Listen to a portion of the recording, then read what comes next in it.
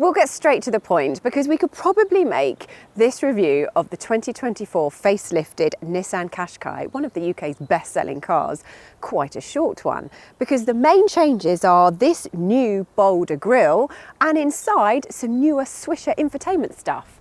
So is that me done then? In fact, an awful lot of what we said last time we reviewed the Qashqai, the pre-facelift car, still applies. So it's worth clicking on the link you can see in the top right of your screen right now, especially if you're considering a pre-2024 model.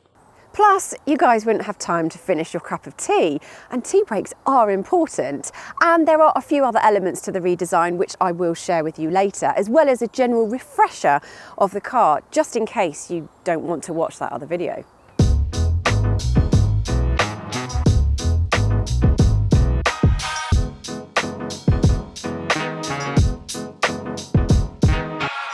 Now this car is finished in metallic black, which, while rather lovely, and if you stare at it when the sun is shining on it, you can see all those lovely sparkles, it doesn't really show up the contrasting and striking grille design because it's not contrasting on this car. If you go for another colour, maybe the blue that's in these press shots, then you can definitely see this striking grille design a lot more clearly, and apparently it is inspired by samurai's armour.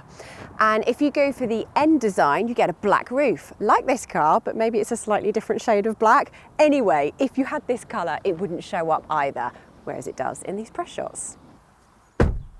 And that contrasting roof helps set the Qashqai apart from its rivals, which include the Hyundai Tucson, Volkswagen Tiguan, Ford Kuga and the Peugeot 3008. There are more, but I won't name them all because then you might need another cup of tea.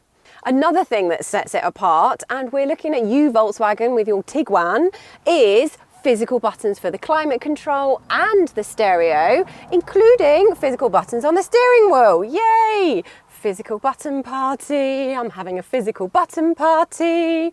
One thing that all those physical buttons do is make the design a little cluttered, but if that's the price you pay for greater usability, I'd happily pay that. And the general overall feel is impressive build quality and good quality materials. The main interior update is that all models now get a pair of 12.3-inch screens, one for the driver's display and a touchscreen one in the centre of the dash. Plus, all models except the base Ascenta Premium come with built-in Google-based software, including for the navigation system, so you don't need to use Apple CarPlay or Android Auto for mapping, which is useful if you want to save your phone's data.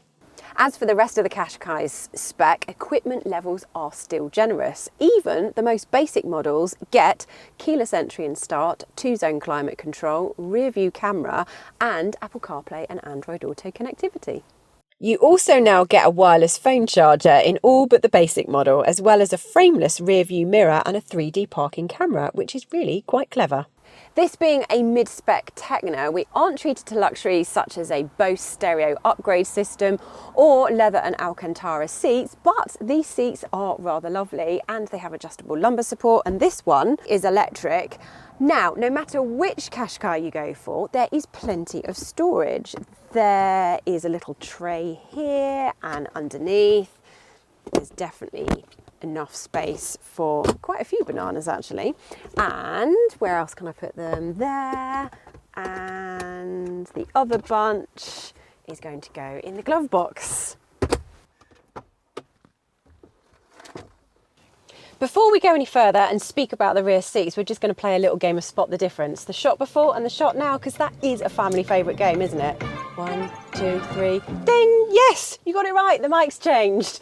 We had a little bit of an issue with the old mic. Well, I'm calling it old now because we're going to get rid of it. Anyway, the rear seats, what did I say before? In the back, there is plenty of room for children and adults of all descriptions. And what is a really nice touch is the doors open almost 90 degrees. So that's most cars. And now the Qashqai, which is really, really useful for getting children in and out or elderly relatives. Yes, all of that still applies, which helped to make it great family transport.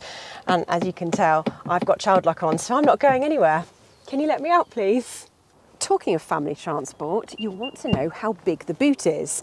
And the answer is it's average. So you'll be able to fit a fairly decent amount of stuff, although it's not the biggest in class. a Kia Sportage has more space.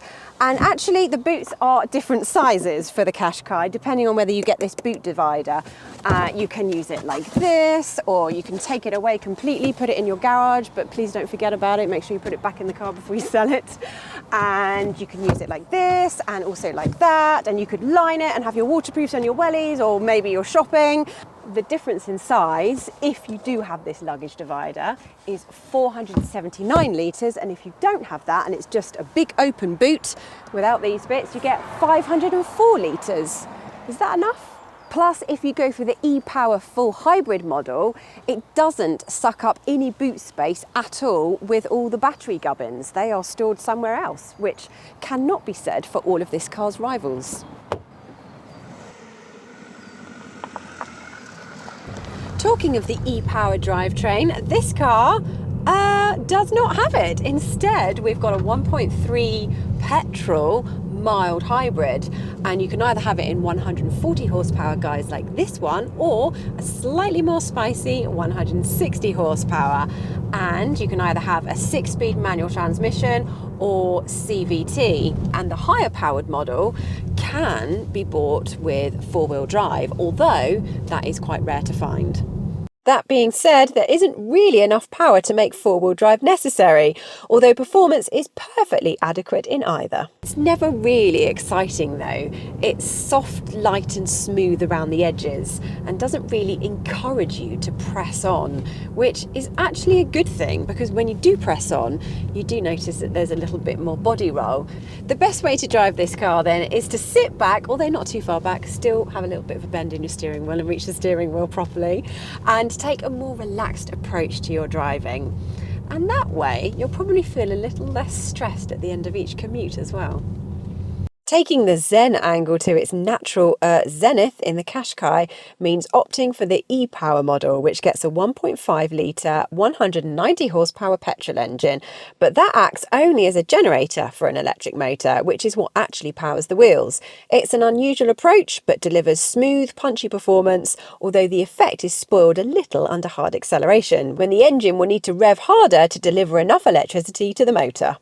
Overall then, the driving experience in the Qashqai is unremarkable, which is both good and bad. It isn't memorably exciting, but it is convenient and comfortable, and in the case of the e-Power, quite clever.